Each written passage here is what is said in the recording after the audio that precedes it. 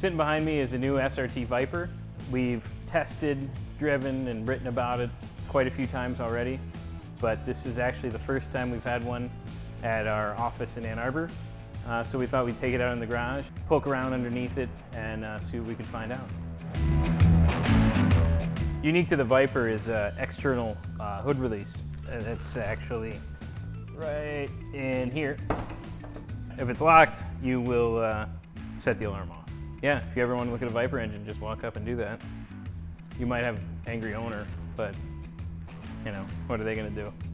The V10 in the Viper displaces 8.4 liters, making 640 horsepower and 600 pound-feet of torque. It's actually based on the architecture of an old Chrysler V8 engine that dates to the 60s, and that was known as the LA V8.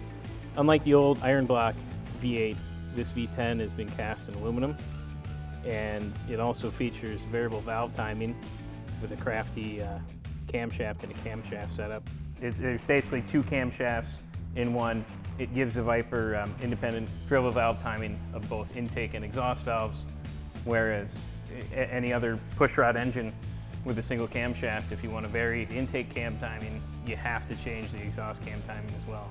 One of the big cosmetic exterior differences between the GTS model and the regular SRT Viper is the hood. This GTS hood just has two nostrils.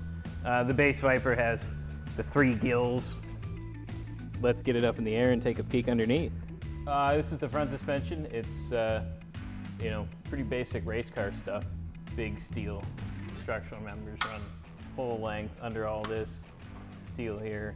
Yeah, the eccentric bolts at the inboard mounts allow you to actually change the position of the pivot there, moving it inboard or outboard, which then changes the camber of the tire. Let's pop a wheel off and take a look at the brakes and suspension.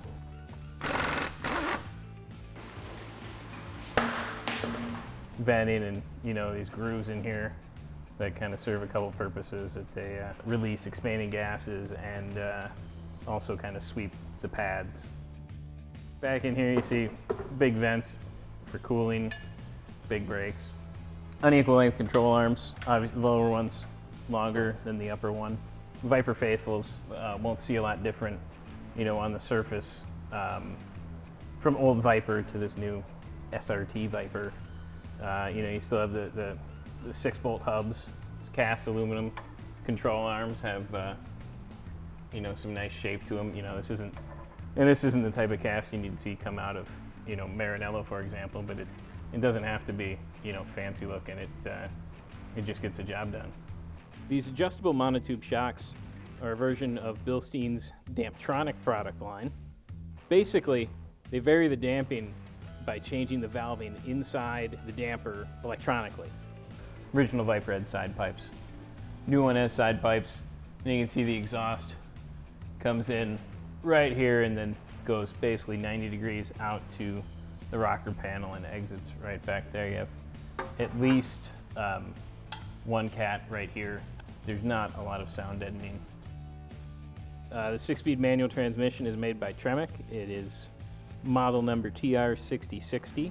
You'll also find this transmission in GT500s, older Corvettes, and now the newest Corvette has a 7-speed version of this transmission. One of the primary differences in layout between this and the Corvette is the transmission, but as opposed to being mounted in the rear as a transaxle, it is bolted right up to the engine, which locates a little more weight forward.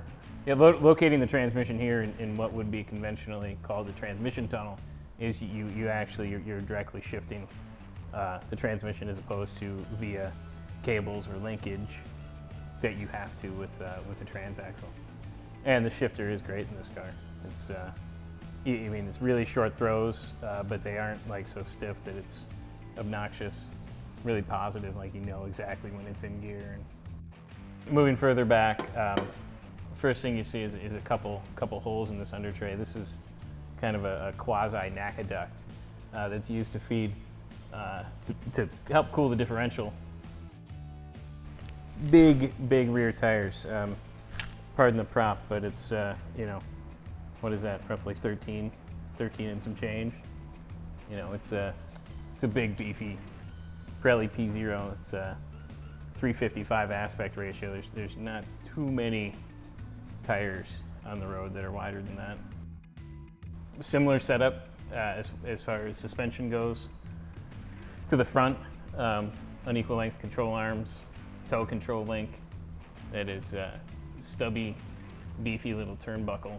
Maybe it had to be that big because it takes a lot of load just from the tire and having to, you know, really control that tire in what direction it's pointed. So if you kind of get an eye level in the rear, you can see what designers talk about when they talk about a flat bottom. I mean, there is almost nothing with the exception of a few fasteners. So that's the Viper. You know, it's still, you know, kind of a no-nonsense, go fast, make noise sports car. Not a lot of groundbreaking technology, but, you know, you don't have to have groundbreaking technology necessarily to go fast. And the Viper is sure one that proves it.